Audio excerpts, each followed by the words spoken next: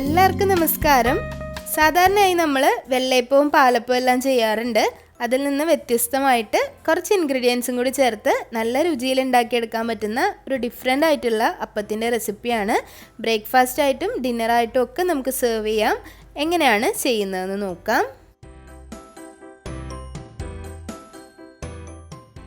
അപ്പം തയ്യാറാക്കാൻ വേണ്ടി 2 കപ്പ് പച്ചരി എടുത്തിട്ടുണ്ട്. ഇഡ്ലി അരി എടുക്കണമെങ്കിൽ ഇഡ്ലി അരി എടുക്കാവുന്നതാണ്. നല്ലതുപോലെ കഴുകി വൃത്തിയാക്കിയതിന് ശേഷം കുറച്ചധികം വെള്ളത്തിൽ കുതിർത്തി വെക്കണം. ഏത് വിഭവം ഇതുപോലെ അരി കുതിർത്തി ഉണ്ടാക്കുന്ന സമയത്ത് ആദ്യം അരി കഴുകി വെക്കാൻ മറക്കരുത്.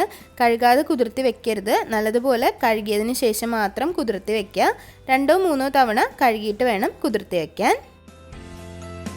ഇതിലേക്ക് കുറച്ചധികം വെള്ളം ഒഴിച്ച് മുങ്ങിക്കിടക്കാൻ പാകത്തിന് 4 മണിക്കൂറെങ്കിലും മിനിമം കുതിർത്തി വെക്കാം.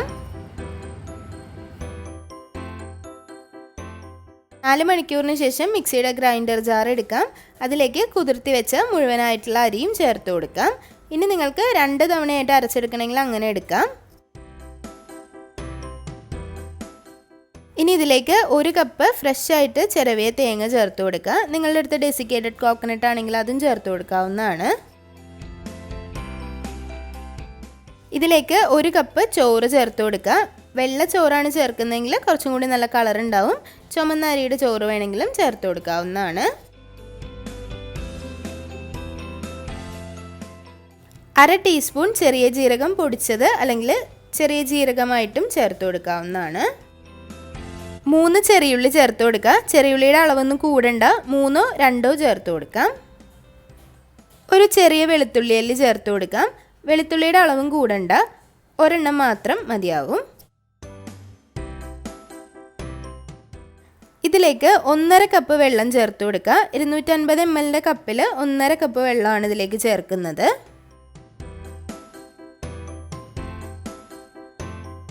നല്ലതുപോലെ ഇതൊന്ന് അടിച്ചെടുക്കാം.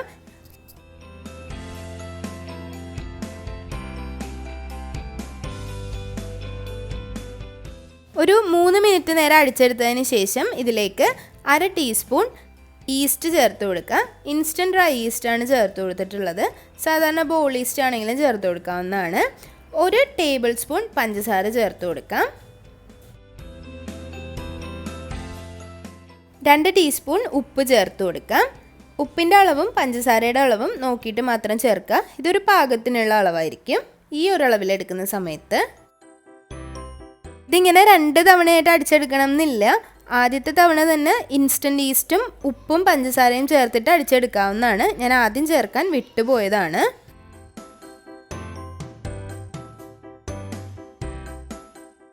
ഇനി ഇതൊരു ബൗളിലേക്ക് ഒഴിച്ചു കൊടുക്കുക. കുറച്ച് വലിയ ബൗളിലേക്ക് ഒഴിച്ചു കൊടുക്കുക. കാരണം ഇൻസ്റ്റൻറ്റ് ഈസ്റ്റ് ചേർത്തതായതുകൊണ്ട് തന്നെ മാവ് പെട്ടെന്ന് പൊന്തി വരാൻ ചാൻസ് ഉണ്ട്. ഏകദേശം ഒരു 3 മണിക്കൂർ കഴിയുമ്പോഴേക്കും മാവ് നല്ലതുപോലെ പൊന്തി വരാൻ തുടങ്ങും. ആ ഒരു സമയത്ത് അപ്പം നമുക്ക് ചുട്ടെടുക്കാം. 3 മണിക്കൂർ മുതൽ 5 മണിക്കൂർ വരെ നമുക്ക് റെസ്റ്റ് ചെയ്യാൻ വെക്കാം. ഈ ഒരു കൺസിസ്റ്റൻസിയിലാണ് മാവ് അരച്ചെടുക്കേണ്ടത്. എനിക്ക് തോന്നുന്നു 1.5 കപ്പ് വെള്ളവും ബാക്കിയുള്ള ഇൻഗ്രീഡിയൻസും ചേരുമ്പോൾ ഏതാണ്ട് ഈ ഒരു കൺസിസ്റ്റൻസിയിൽ തന്നെ നമുക്ക് മാവ് അരച്ച് കിട്ടിയിട്ടുണ്ടാവും. ഏകദേശം ഒരു 5 മണിക്കൂറിന് ശേഷം മാവ് നല്ലതുപോലെ പൊന്തി വന്നിട്ടുണ്ട്. ഈ ഒരു സമയത്ത് നല്ലതുപോലെ മിക്സാക്കി എടുക്കണം. മിക്സാക്കി എടുക്കാതെ ഡയറക്റ്റായിട്ട് അപ്പം ചുടരുത്. നല്ലതുപോലെ ഒരു സ്പൂൺ ഉപയോഗിച്ച് മിക്സാക്കി എടുക്കാം.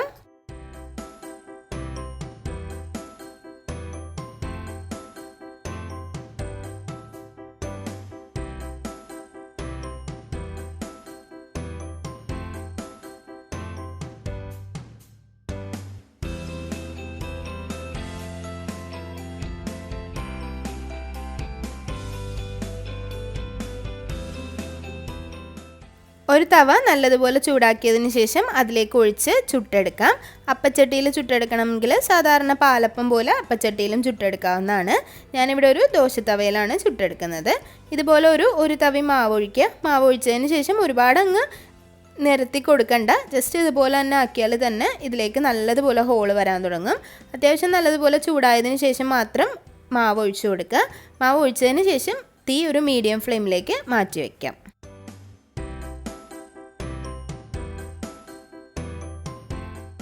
തീ ഒരുപാട് ഹൈ ഫ്ലെയിമിൽ വെക്കരുത്, വെച്ചാൽ അടിഭാഗം പെട്ടെന്ന് തന്നെ കരിഞ്ഞു തുടങ്ങും.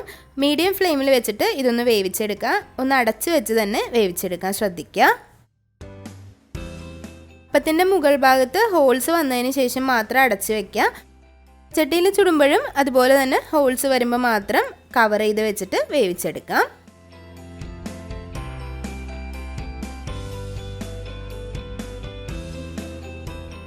ഒരുപാട് നേരമൊന്നും എടുക്കില്ല, 1 മിനിറ്റ് താഴെ കൊണ്ട് ഈ ഒരു അപ്പം മുകൾ ഭാഗം നല്ലതുപോലെ വെന്തിട്ടുണ്ടാവും.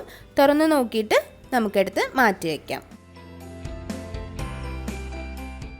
നല്ല സ്പോഞ്ച് പോലെ നല്ല ടേസ്റ്റിൽ കിട്ടുന്ന ഒരു അപ്പമാണ്. എളുപ്പത്തിൽ തയ്യാറാക്കിയെടുക്കാം. ഒരു 4 മണിക്കൂറൊക്കെ അരി കുതിർത്തി വെക്കേണ്ട ഒരു സമയം മാത്രമേ ഉണ്ടാവുള്ളൂ. അപ്പോൾ ഓർമ്മിച്ച് കുതിർത്തി വെച്ചാൽ പെട്ടെന്ന് തന്നെ തയ്യാറാക്കിയെടുക്കാൻ പറ്റുന്ന ഒരു അപ്പമാണ്. നല്ല ടേസ്റ്റാണ്, കുറച്ച് വ്യത്യസ്തമാണ്. സാധാരണ നമ്മൾ പാലപ്പം ചെയ്യുന്ന രുചിയെക്കാട്ടിലും കുറച്ച് വ്യത്യാസമാണ്.